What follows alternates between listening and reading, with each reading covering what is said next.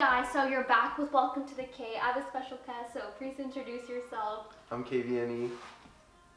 What got you into the world of music? Oh, fuck. I was like, I don't know, maybe like 11 or 12, and I got my first guitar. And I don't know, I never really put it down. I started a band and started playing music then. Wow, so you've been doing music for a while then. Yeah. So like pretty much like my entire life, it just like went through different stages and different genres and um, like different aspects of it.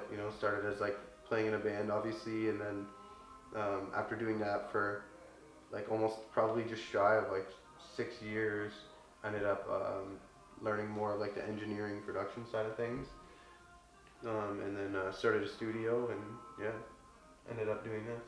Wow, that's amazing. So you've been really love what you've been doing. What were your musical inspirations when you were growing up? I guess it kind of started with like like rock. I mean like it was just what was played at my house a lot of the time.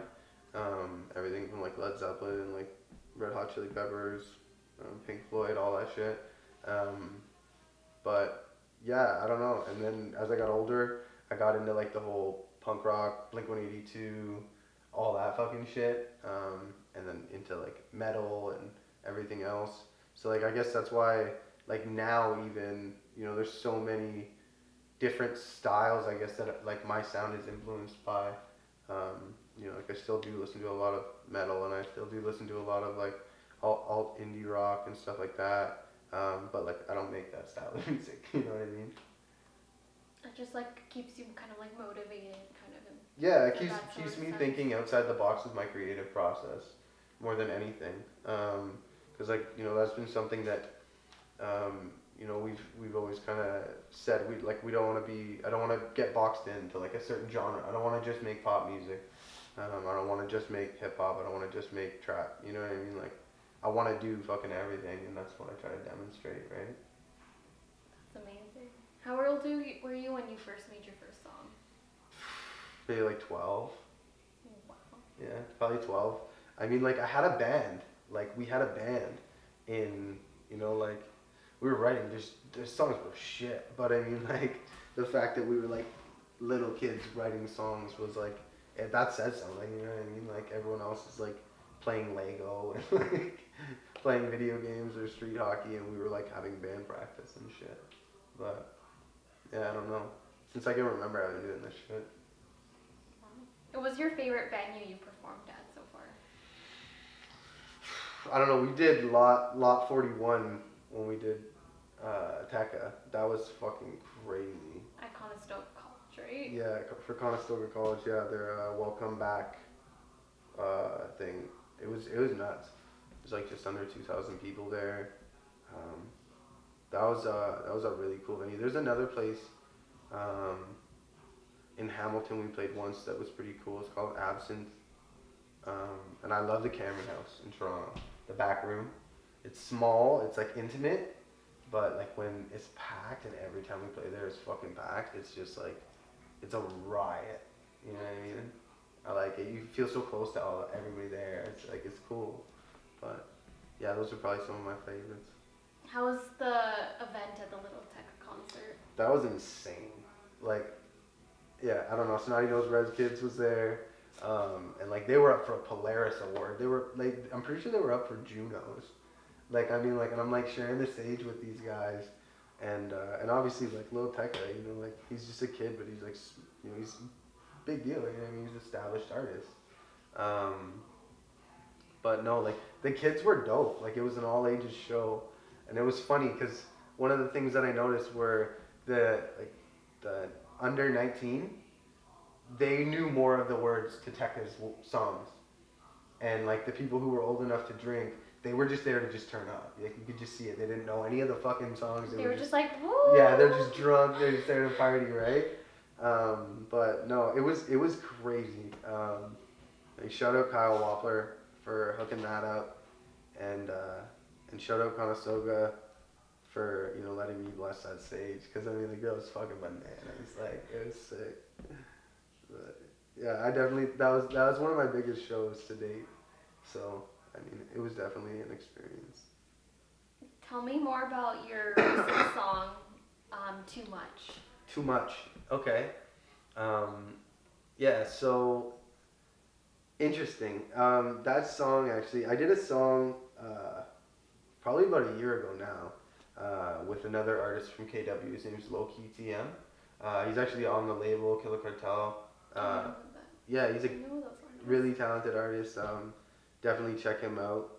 But I did a song with him, and we got this beat pack. Where the beat came from was from this guy. He's like this 17, 18-year-old kid out in the UK, and he just makes like these hard ass fucking trap beats. Wow. Yeah, so we got a pack from him, and Low Key and I we made a song together. It was called Ride, and that came out I think about a year ago. He ended up hitting me up. Joe Ridgway is the producer's name. And he hit me up and he was like, hey, like I got this group of beats, like let me know if you like any of them. And there was one that stood out to me and I was just like, this is like real weird sounding, like I like it. It's different. And I messaged him, I was like, yo, I got something for this one. He was like, okay, I'm stoked to hear it. And I was like, yo, you gotta send me the stems. So like, you know, producers make the beat, you know, like I need to mix the song, I need like the kick, the snare, the hats, you know, like the 808, whatever, you know, I need everything individually. And he was like, yo, the session got corrupt. So there was a point where it was like, I was ready to drop the song, but he couldn't give me what I needed to drop it. And at that point, like everybody was so on board with the song getting released and being like the first release of 2020. And I was just kind of like, oh, fuck. So the guy ended up remaking the whole beat. And then sending me the new session so I could mix and master the song. It's about Nice. it's a dark track. I mean, like it's about, you know, like substance abuse, and depression, and you know, like just kind of the nasty evil relationship that can coincide between those two things. You know, like we've already lost a lot of good people, and you know, like obviously a lot of amazing artists from substance abuse. And I mean, like it's kind of something that not a lot of people want to talk about until it's too late. So that's why it's, you know, makes it a topic that I want to address, because it's like, you know, like there's a lot of people who reached out and they were just like, yo, look, I am struggling right now, and then it's just like being able to help talk them through that, you know, or give them any sort of guidance from any situation I've been in. Like that's pretty much what the point of that was to make myself available on that level. And I feel like it did that job really well. But like, yeah, a lot of the other music that we got coming out this year is like it's a much different vibe than that. But If you had like one message to tell any of your fans, what would it be? that's a good fucking question. One message. Man, I fucking love you guys. Like, I don't know, I'm like a regular dude, and you know, like to be able to fucking do the things, you know, that I've been able to do over the last, you know, I've only been doing this like a year and a half. Over the last year and a half, like touring and, you know, like getting to open the stage for somebody like, you know, Tekka and Snotty Nose, and you know, like that's because of you guys for playing my fucking songs and shit. So I guess like it would honestly probably just be like thank you. But yeah, and keep listening.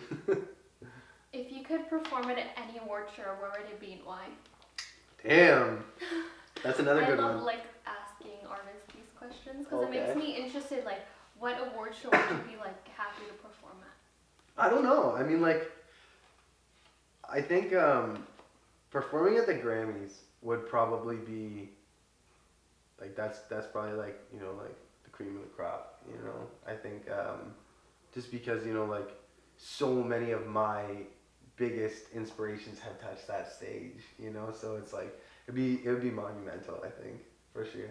Yeah. You can always message the Grammys and be like, hey, I'm a artist from Canada. Would you be down to let me go on stage? Yeah, I think one day it'll happen. I'm confident, you know, that, you know, we can all achieve like all of our dreams. You know, you just gotta be realistic about them, you know, and create like a real path, you know, to getting to these things, because like, you know, like your dreams are only, you know, a goal away from being a plan, in my opinion.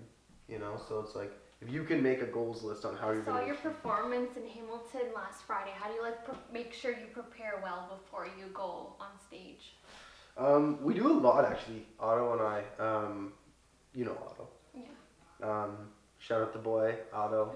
Shout out to him. But yeah, no, I think that's something that like not a lot of these artists really do, and they don't take the time for these days. Is like making sure that you're ready to get on the stage and shock people and wow people, because like, you know, if they wanted to hear the album, I said this a few weeks ago, I was on another fucking interview.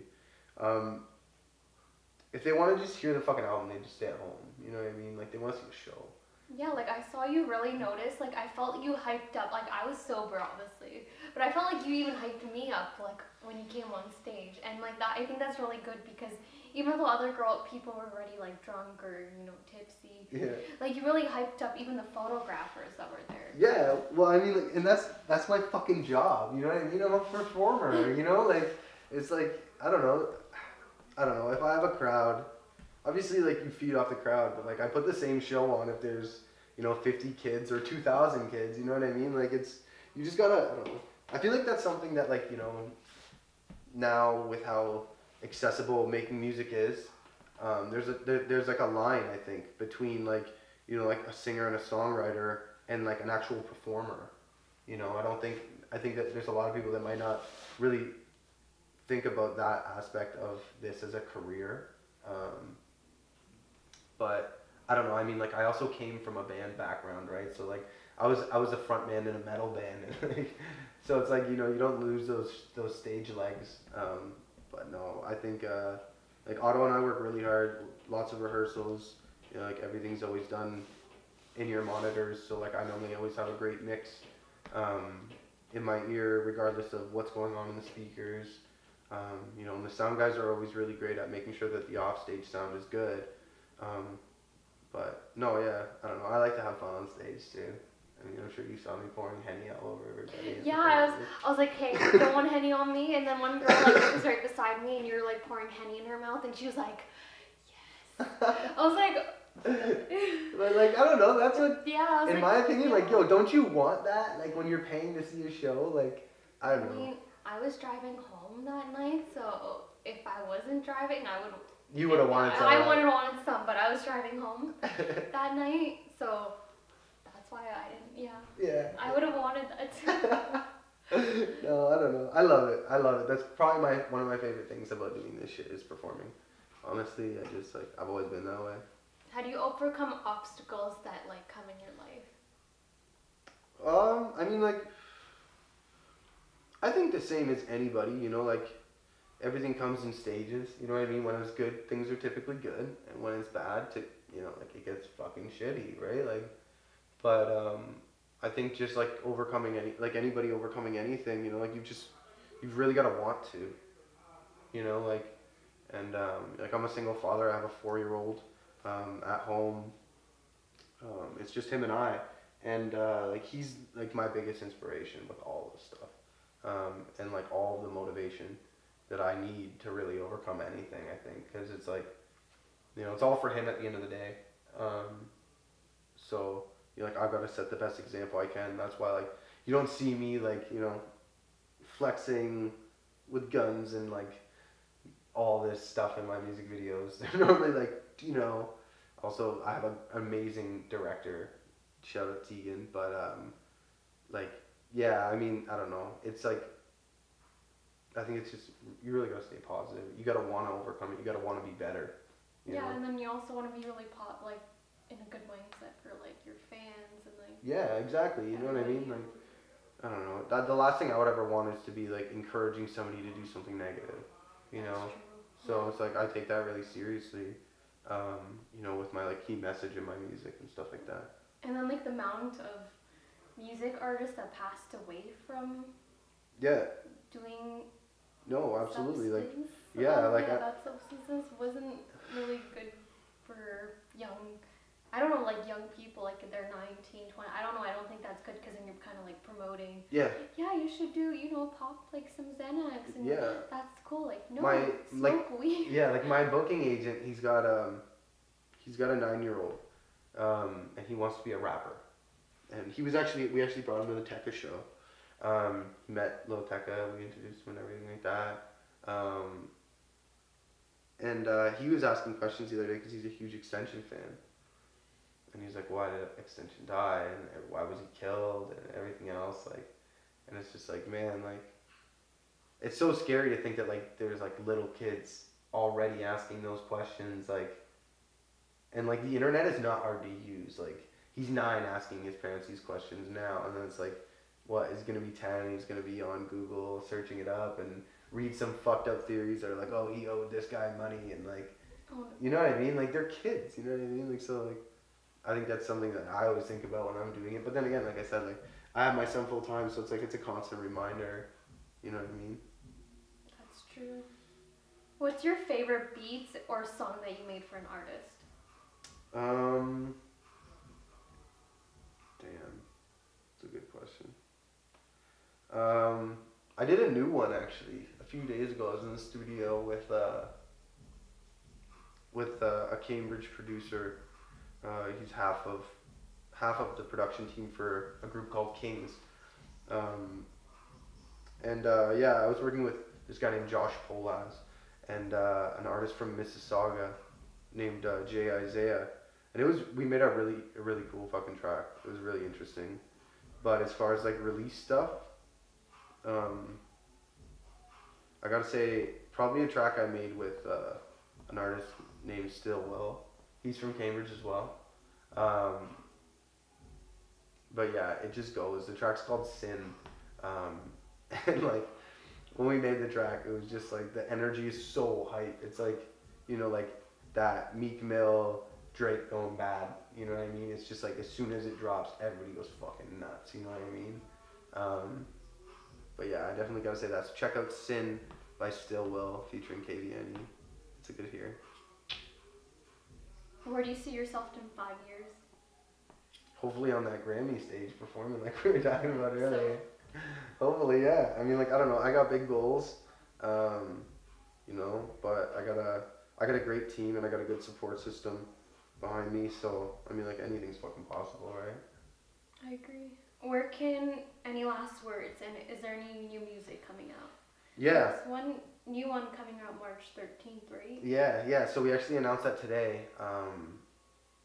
And Ballerina hit 500,000 plays on Spotify. Amazing. So I guess thank you guys for getting us on to 500,000 fucking plays. That's a big number. You know what I mean? Like, yeah, that's crazy. That's a big fucking number.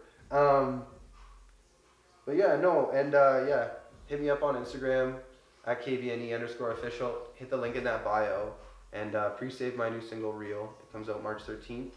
And I'm really excited about it. Actually, that was one of the first songs we did a little bit differently, and like it was also like me and Otto made the beat together. It like started out with like a guitar, like I was composing a song as opposed to like, oh, this beat sounds good, let me write to it. So like the song structurally, it just that's cool. Yeah, so it just feels so much different to listen to, and a lot of the new stuff is actually made like that. That's coming out this year. So I'm really fucking excited about 2020, and yeah, definitely don't miss the drop. March 13th, Real, everywhere. It's gonna be fucking sick. Where else can fans follow you? You can find me on Facebook and on Twitter, KVNE_official. Thank you for being on Welcome to the K. Hey, thanks for having me. Thank you.